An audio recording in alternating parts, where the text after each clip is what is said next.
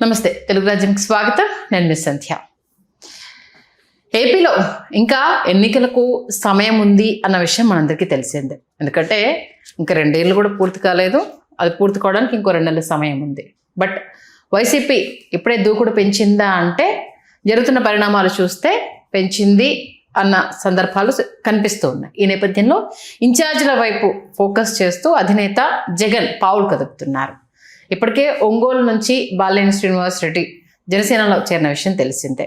ఇప్పటికే అక్కడ incharge post ఖాళీగా ఉంది. గతంలో ఒంగోలు వైఎస్ఆర్సీపీ ఖాతాలో ఉన్న సీట్ అన్న విషయం మనందరికీ తెలిసిందే. 2024 ఎలక్షన్స్లో టీడీపీ కైవసం చేసుకుంది. ఇక్కడ గతంలో గెలిచిన మాగుంట శ్రీనివాసులు రెడ్డి అటువైపు వెళ్ళి గెలిచారు అన్న విషయం మనందరికీ తెలిసిందే. ఈ నేపథ్యంలో ఒంగోలు వైసీపీ ఇన్ఛార్జ్ ఎవరు కాబోతున్నారు అన్న ఒక చర్చ పెద్ద ఎత్తున జరుగుతుంది. దానికి సంబంధించి మొదట అడుగు వేసిన ఆ సీనియర్ నేతనే మరొక మారు తెర మీద తీసుకురాబోతున్నారు అన్న చర్చ జరుగుతోంది. ఇంతకీ ఎవరు ఆ సీనియర్ నేత, ఏంటి ఆయన చరిత్ర తెలుసుకునే ప్రయత్నం చేద్దాం. చరిత్రకారులు, రాజకీయ విశ్లేషకులు చిల్లగట్టు శ్రీకాంత్ గారు మనతో ఉన్నారు. ఆయన మాటల్లోనే. శ్రీకాంత్ గారు నమస్తే. నమస్కారం సంధ్య గారు. మొత్తానికి ఒంగోలు ఈ మధ్యకాలంలో ట్రెండింగ్లో ఉంది. బాలినేని శ్రీనివాస్ రెడ్డి గారు అటు జనసేనలోకి వెళ్ళాక మళ్ళీ ఇటువైపు చూస్తున్నారని అంటే గేట్స్ క్లోజ్ అయిపోయాయి, మా ఎమ్మెల్యే అభ్యర్థి ఇదిగో అనేసి అని చూపించడము. ఇప్పుడు ఎంపీ సెగ్మెంట్కి సంబంధించి మరలా పాతనైతే సీనియరు, అత్యంత సన్నిహితులు, బంధువులు మన వైవి సుబ్బారెడ్డి గారు ఆయన రాబోతున్నారని తెలిసింది. అవును, వాస్తవం. ఏంటి వాస్తవానికి సంధ్య గారు, ఆంధ్రప్రదేశ్లో ఏంటంటే మరీ కొన్ని నియోజకవర్గాలు కొన్ని దశాబ్దాలుగా అయితే వారు కాకపోతే వీరు అని 2 పార్టీలు తమ తమ సామాజిక వర్గాలకి గంపగుత్తగా కేటాయించుకున్నటువంటి ఒక నేపథ్యం కనిపిస్తుంది. ఆ నేపథ్యమే ఇక్కడ కూడా ఒంగోలు నియోజకవర్గంలో కూడా కనిపిస్తుంది. కాకపోతే ఏంటంటే గతంలో ద్విసభ్య నియోజకవర్గంగా ఉండేది. అంటే షెడ్యూల్ కులాలకు కూడా దీనిని రిజర్వ్ చేసి ఉంచినట్టు, అంటే ఒకరు జనరల్ ఉన్నప్పటికీ ఒకరు ఎస్సీ, 2 ఎంపీలు చేసినటువంటి చరిత్ర ఒంగోలుకు ఉంది. అట్లాంటిది ఇక్కడ ఏంటంటే రొండా నారపరెడ్డి గారని, మాదల నారాయణ స్వామి గారని, మేకపాటి రాజమోహన్ రెడ్డి గారు వీళ్ళందరూ కూడా ప్రాతినిధ్యం వహించారు. ఎప్పుడైతే మాగుంట సుబ్బరామిరెడ్డి గారు ఒంగోలు లోక్సభ నియోజకవర్గం నుంచి ఆయన ఎంపికయ్యారో, వాళ్ళ వ్యాపారాలు కావచ్చు, వ్యాపారాల్లో వాళ్ళు సాధించినటువంటి విజయాలు కావచ్చు, తద్వారా వచ్చినటువంటి సంపదని రాజకీయాల్లోకి మరల్చేటటువంటి ఒక సంప్రదాయం మాగుంట సుబ్బరామిరెడ్డి గారితో ప్రారంభమైందని చెప్పచ్చు. ఈ ప్రాంతంలో వారు మాగుంట ఫైనాన్స్ కావచ్చు, అట్లాగే మాగుంట లిక్కర్ బిజినెస్లో వారు కింగ్ అని అంటారు, అందరికీ తెలిసిన విషయం. సరే, వారి మరణానంతరం వారిని అనుకోకుండా మావోయిస్టులు అంతమొందించారని చెప్తారు. వాళ్ళు అంతమొందించడానికి రాలేదు, ఆయన కిడ్నాప్ చేయడానికి వచ్చారు, అనుకోకుండా మిస్ఫైర్ అయిందని చెప్తారు. సరే, వారి మరణానంతరం వారి అర్ధాంగి మాగుంట పార్వతమ్మ గారు ప్రాతినిధ్యం వహించారు. ఆ తర్వాత వారి సోదరుడు మాగుంట శ్రీనివాసులు గారు ఎప్పుడైతే ఈ నియోజకవర్గంలోకి వచ్చారు, పూర్తిగా ఈ నియోజకవర్గం ఏంటంటే 5 పర్యాయాలు మాగుంట శ్రీనివాసులు గారు ఇక్కడి నుంచి ప్రాతినిధ్యం వహించారు. ఒకసారి కరణం బలరామకృష్ణమూర్తి గారు తెలుగుదేశం నుంచి ప్రాతినిధ్యం వహించారు. కాంగ్రెస్ పార్టీలోనే 3 సార్లు మాగుంట శ్రీనివాసులు గారు గెలిచారు. ఒకసారి వైకాపాలో, ఒకసారి మొన్న తెలుగుదేశంలో ఒకసారి ఓడిపోయారు, తెలుగుదేశంలో ఒకసారి గెలిచారు. మీకు 2009 ఎన్నికల్ని తీసుకుంటే 2009 ఎన్నికల్లో మీకు ఏమైందంటే కాంగ్రెస్ అభ్యర్థిగా మాగుంట శ్రీనివాసులు గారు ఉంటే యాదవులకి స్థానాన్ని తెలుగుదేశం కేటాయించింది. మాలకొండయ్య యాదవ్ గారు, హీరో నిఖిల్ వాళ్ళ మాంగారు. ఇక్కడ యాదవులకి ఎందుకు కేటాయించాల్సి వచ్చిందంటే ఈ లోక్సభ నియోజకవర్గం యాదవులు అట్లాగే కాపులు వీళ్ళు దీన్ని కైవసం చేసుకోవాలని ఎన్నో దశాబ్దాలుగా ప్రయత్నం చేస్తున్నారు. శాసనసభ కావచ్చు, లోక్సభ కావచ్చు, మనం ఒకసారి ఖచ్చితంగా ఇక్కడ ప్రాతినిధ్యం వహించాలి అనేటటువంటి ఆశ ఈ 2 సామాజిక వర్గాల్లో బలంగా ఉంది. ఎందుకంటే ఈ 2 ప్రధానంగా ఒంగోలు లోక్సభ, ఒంగోలు శాసనసభ నియోజకవర్గాల్లో వీళ్ళ యొక్క ప్రాధాన్యత మనకు కనిపిస్తుంది, కాపులు, యాదవులు. అయితే గెలిచేటటువంటి అవకాశం రాలా, పోటీ చేసేటటువంటి అవకాశం వచ్చింది తప్ప యాదవులకి గెలిచేటటువంటి అవకాశం రాలా. 9 ఎన్నికల తర్వాత 14 ఎన్నికలకు వచ్చేటప్పటికి 14 ఎన్నికల్లో వైవి సుబ్బారెడ్డి గారు మాగుంట శ్రీనివాసులు గారి మీద, ఆయన తెలుగుదేశం, ఈయన వైకాపా, ఆయన గెలిచారు. 19 ఎన్నికలకు వచ్చేటప్పటికి మీకు వైవి సుబ్బారెడ్డి గారిని జగన్మోహన్ రెడ్డి గారు ఆపి మాగుంట శ్రీనివాసులు గారిని వైకాపాలోకి తెచ్చుకొని అక్కడ పోటీ చేస్తే తెలుగుదేశం విచిత్రంగా వైశ్య సామాజిక వర్గానికి చెందిన సిద్ధారాఘవరావు గారికి అవకాశం ఇచ్చింది, పోటీ చేసేటటువంటి అవకాశం.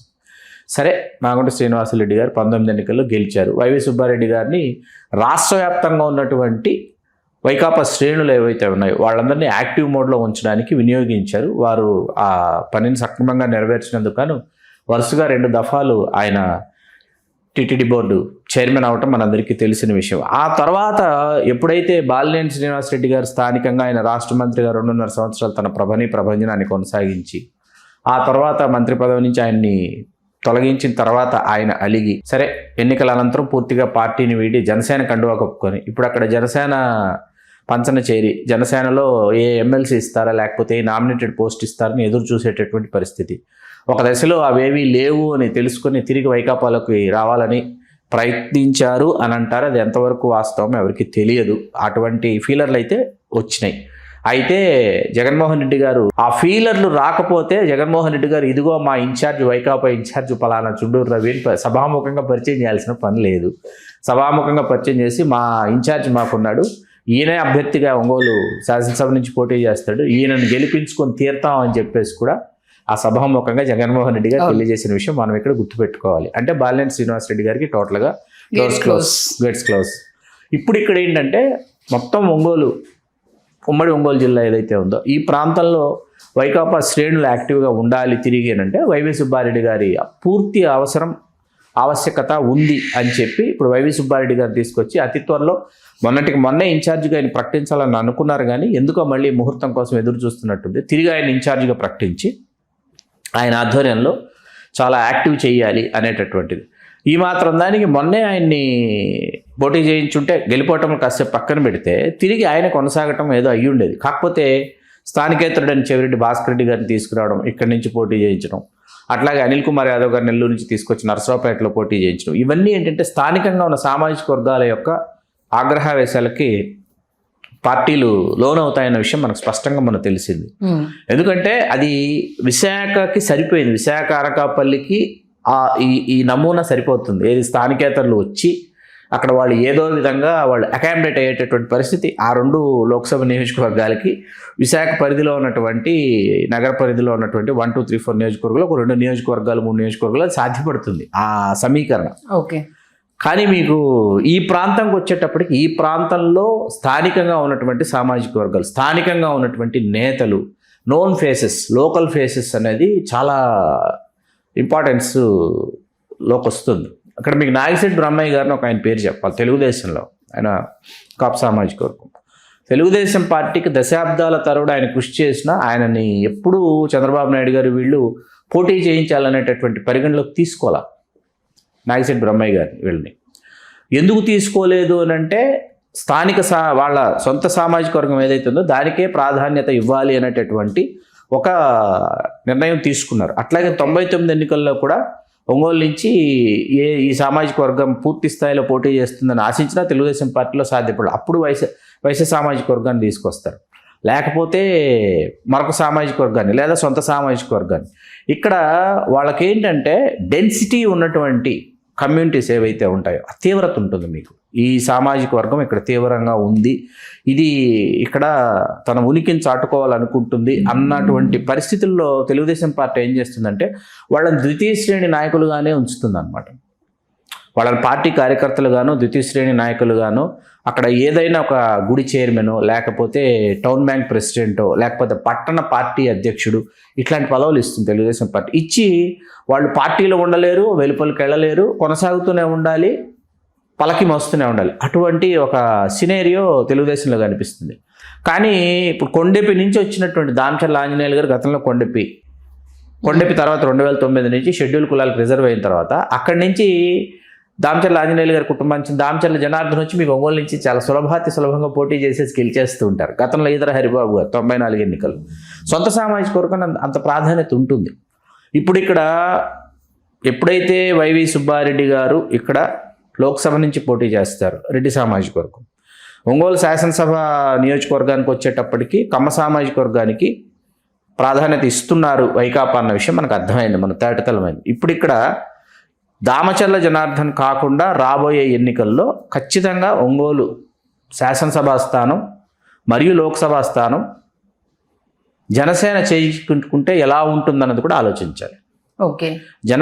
జనసేన చేజిక్కించుకుంటే ఒంగోలు లోక్సభ ఒక సామాజిక వర్గానికి, ఒంగోలు శాసనసభ ఒక సామాజిక వర్గానికి కేటాయించుకుంటే చాలా అద్భుతమైనటువంటి రసవత్తరమైనటువంటి ఫలితాలు వస్తాయి.